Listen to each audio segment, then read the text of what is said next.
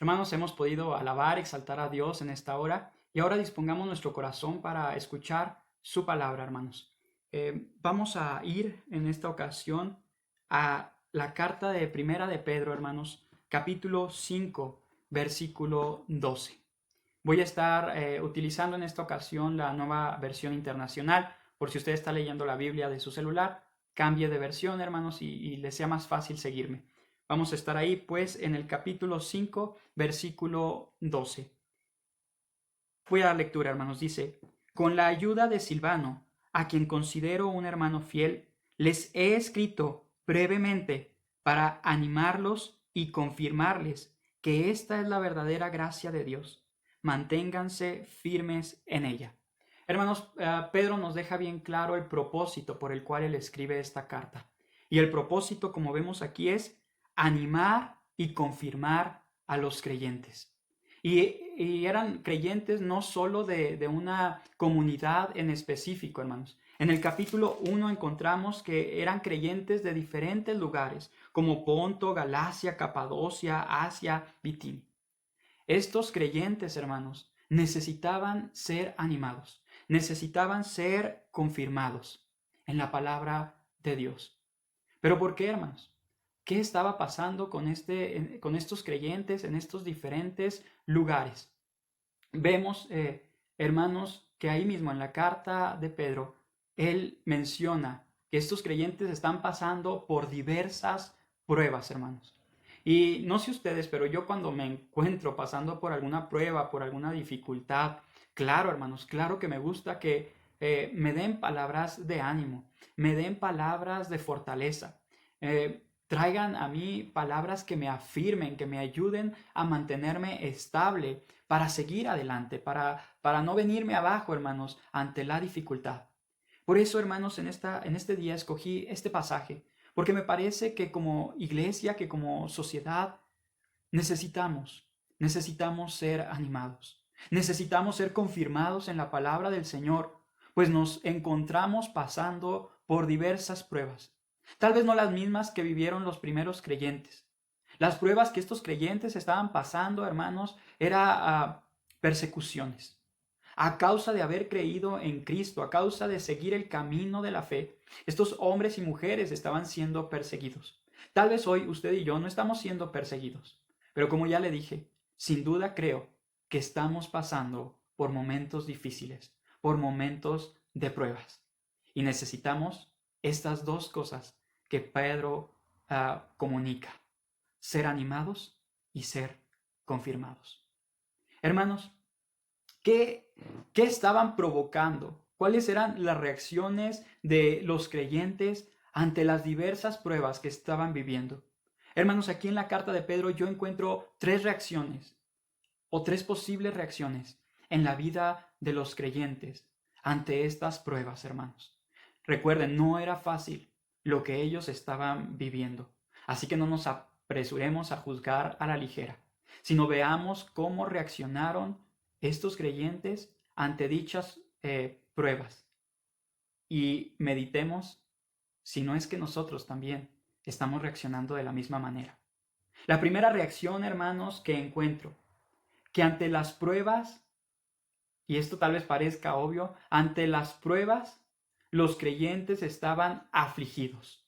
Las pruebas estaban provocando en los creyentes, hermanos, sufrimientos. Vamos ahí al capítulo 3, versículo 14 y versículo 17, y vamos a ver que así lo dice, hermanos.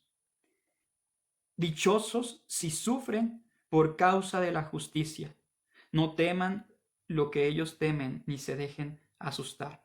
Versículo 17 dice, si es la voluntad de Dios, es preferible sufrir por hacer el bien que por hacer el mal. En el capítulo 1 también lo encontramos esto mismo, hermanos. Versículo 6 dice, si es necesario, tengan que ser afligidos en diversas pruebas. Ante las pruebas, hermanos, los creyentes estaban sufriendo. No se la veían nada fácil. Y yo le pregunto, hermano, en esta tarde, a lo largo de estos, ya no sé cuántos días llevamos de cuarentena, ¿verdad? ¿Has sufrido? Hay días que les han parecido imposibles de sobrellevar. Hermanos, porque esto de la cuarentena no solo es estar en nuestras casas, no solo es estar encerrados, implica un montón de cosas a las cuales no voy a entrar en detalle en esta hora. Pero hermanos, durante este tiempo, ¿usted ha sufrido? Lo siguiente que ellos experimentaban era ansiedad. Ante las pruebas, hermanos, venía ansiedad a los creyentes. Vamos a verlo ahí en el capítulo 5, versículo 7. Pedro invita a los creyentes, depositen en Él, en Cristo, toda ansiedad, porque Él cuida de ustedes. Algunos de los creyentes tal vez estaban padeciendo ya ansiedad, hermanos. ¿Qué es la ansiedad? En palabras simples, hermanos, es una preocupación hacia el futuro. Tal vez, hablando naturalmente, claro que los creyentes tenían preocupación hacia el futuro. Estaban siendo perseguidos, tal vez se despertaban con esa ansiedad de ¿iré a vivir hoy o me irán a matar? ¿Qué va a pasar con mi familia? ¿Me permitirán seguir trabajando ahora que soy creyente? Hermanos, sin duda, en lo natural es comprensible que estos creyentes estuvieran teniendo una preocupación hacia el futuro. Hermanos, yo les pregunto en esta hora, a lo largo de este tiempo, ¿usted ha experimentado ansiedad en algún momento? Hermanos, yo he visto cómo personas están muy ansiosas ante todas estas noticias que nos están bombardeando, no solo del COVID, sino de la violencia, de las injusticias, del racismo. Todo esto que está girando en torno al mundo, en torno a la sociedad, parece ser motivo suficiente para que muchas personas se preocupen, para que muchas personas digan, híjole, ya es el fin de los tiempos y entren en un estado de ansiedad, hermanos. Que se preocupen por sus seres queridos, que se preocupen por sus familiares, al ver que empresas están en quiebra y entre esta ansiedad de si el día de mañana sus seres queridos van a seguir con empleo o no. Hermanos, ante las pruebas, ante las dificultades, ya vimos dos cosas. Los creyentes estaban sufriendo. Los creyentes estaban cayendo en ansiedad. Y el tercer punto que encuentro, hermanos, es que los creyentes también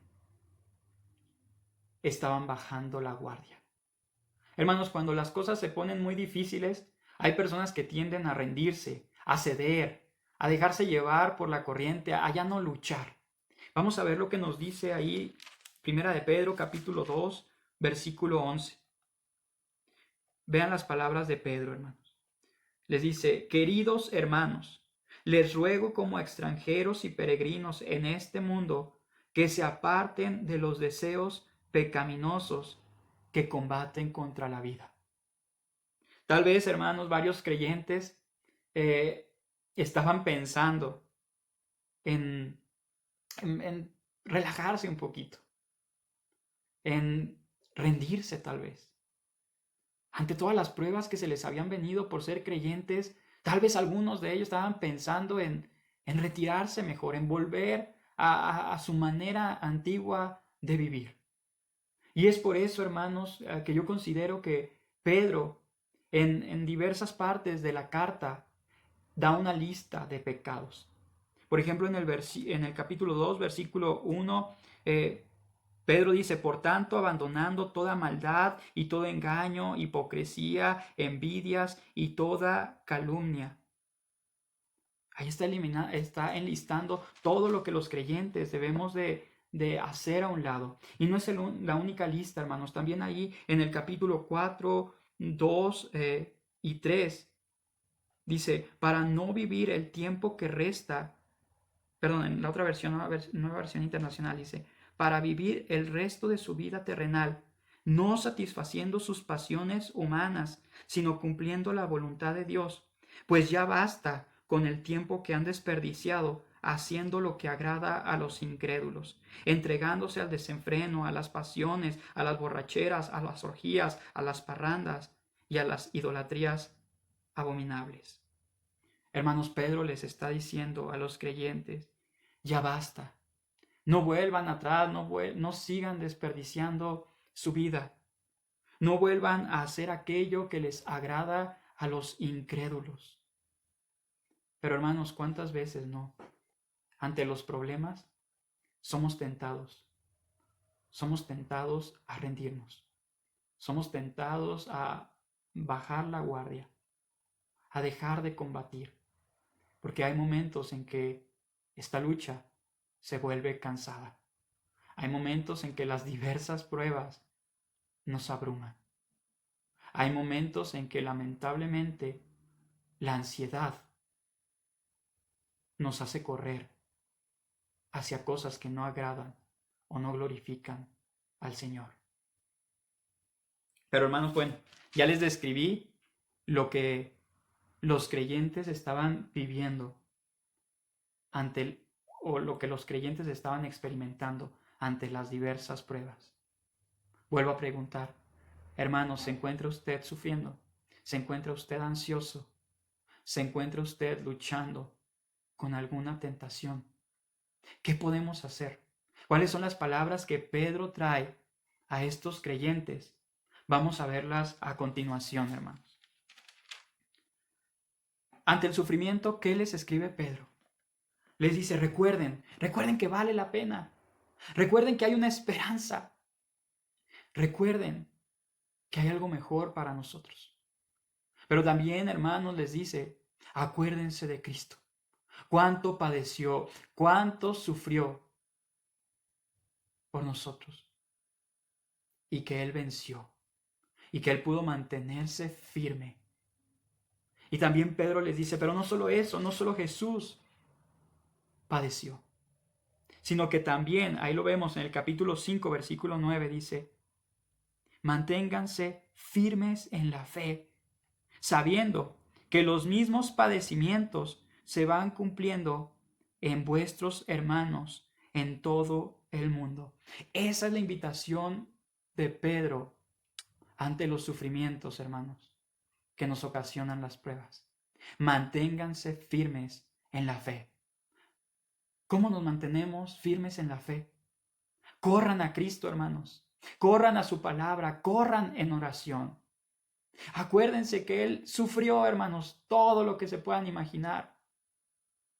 Y Él es capaz de consolarnos. Y Él es capaz de fortalecernos. Pero no solo, hermanos, corramos con Cristo, sino recordemos que también hay otros hermanos a nuestro lado que se encuentran combatiendo, que se encuentran sufriendo. Hermanos, no solo busquemos la comunión con Cristo, sino también busquemos la comunión con su iglesia. Busquemos la comunión entre creyentes, hermanos, porque es hermoso cuando estamos entre creyentes y uno anima al otro. Tal vez todos estamos pasando por pruebas similares, tal vez estemos desgastados, pero cuando estamos juntos, hermanos, nos damos palabras de fe. Oramos el uno por el otro. Y esto nos ayuda a mantenernos firmes. Ante el sufrimiento, Pedro nos dice, resistan firmes en la fe. Ante lo siguiente, ante la ansiedad, hermanos. Ante la ansiedad, ¿qué nos dice Pedro? Echen toda su ansiedad en Cristo, porque Él tiene cuidado de nosotros. Hermanos, la ansiedad muchas veces llega por temor al futuro, porque no tenemos la certeza de lo que va a pasar el día de mañana. Pero como creyentes, hermanos, nosotros sí tenemos una certeza. A mí me llama la atención, se los vuelvo a repetir, cómo hay cristianos que se ponen ansiosos, como hay cristianos que entran en miedo, en pánico, porque escuchan por aquí y por allá que ya es el fin de los tiempos. Hermanos, en la vida del creyente, si esto es cierto, si esto llegara a ser cierto, que estamos en el fin de los tiempos, en la vida del creyente, esto no provoca miedo, esto no provoca angustia, Esto provoca esperanza.